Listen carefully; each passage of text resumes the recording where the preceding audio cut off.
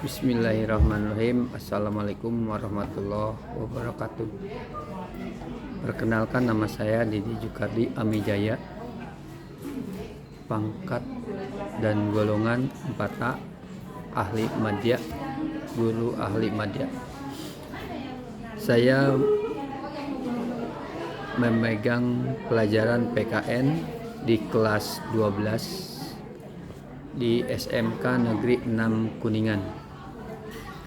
Materi yang saya sampaikan pada saat ini adalah materi tentang perlindungan dan penegakan hukum di Indonesia. Itu di kelas 12. Tema pertemuan sekarang yaitu hakikat perlindungan dan penegakan hukum, pentingnya perlindungan dan penegakan hukum. Proses pembelajaran yang digunakan yaitu pendekatan saintifik dengan proses pembelajaran aktif menekankan pada penguatan pendidikan karakter atau PPK, literasi, critical thinking, kreatif.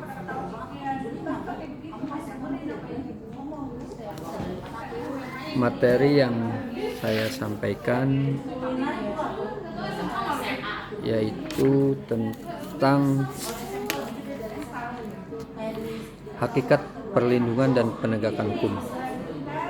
2. Pentingnya perlindungan dan penegakan hukum. Adapun kegiatan inti yaitu siswa dibagi menjadi beberapa kelompok beranggotakan 5 atau 6 kelompok. Kedua, siswa membaca buku teks PKN kelas 12 bab 2 sub A tentang hakikat perlindungan dan penegakan hukum. Untuk mencatat hal-hal penting, guru dapat menambahkan penjelasan terkait dengan wacana tersebut dengan berbagai fakta baru dan berhubungan dengan hakikat perlindungan dan penegakan hukum.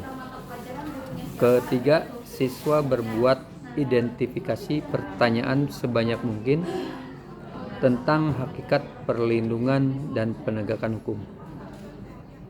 Keempat, siswa memilih salah satu dari identifikasi pertanyaan, kemudian merumuskan hipotesis, yakni pertanyaan, statement sebagai jawaban sementara atas pernyataan pertanyaan yang telah disusun. Kompetensi yang dikembangkan adalah kreativitas, rasa ingin tahu, dan kemampuan merumuskan pertanyaan untuk membentuk pikiran kritis. Kelima, siswa mencari informasi lanjutan dengan membaca sumber lain yang relevan baik dari internet, web, maupun media lain untuk menjawab pertanyaan atau membuktikan benar atau tidaknya hipotesis. Keenam, mengumpulkan informasi tentang dasar hukum, penegakan dan perlindungan hukum, yaitu dalam kurung tugas mandiri kedua bab 2 bagian 1, dan mengumpulkan informasi tentang pelaksanaan hukuman mati terhadap pelaku kasus narkoba. Berikutnya, peran guru dalam melangkah tahap ini adalah sebagai berikut: menyediakan berbagai sumber belajar seperti buku teks siswa dan buku referensi lainnya. Kedua, guru dapat juga menunjukkan buku atau sumber lain yang dapat dijadikan referensi untuk menjawab pertanyaan. Berikutnya, siswa secara acak 2-3 orang diminta untuk menyajikan hasil diskusi kelompoknya.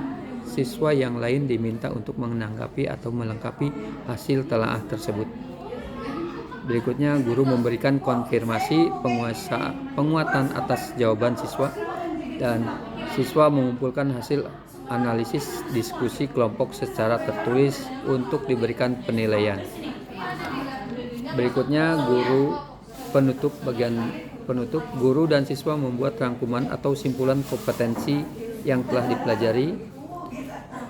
Kedua, guru dan siswa melakukan refleksi terhadap kegiatan yang sudah dilaksanakan. Ketiga, guru memberikan umpan balik terhadap proses dan hasil belajar. Keempat, guru menyampaikan rencana pembelajaran untuk pertemuan berikutnya, serta tugas individu atau kelompok untuk pertemuan berikutnya. Demikian yang saya sampaikan untuk bahan ajar di kelas 12.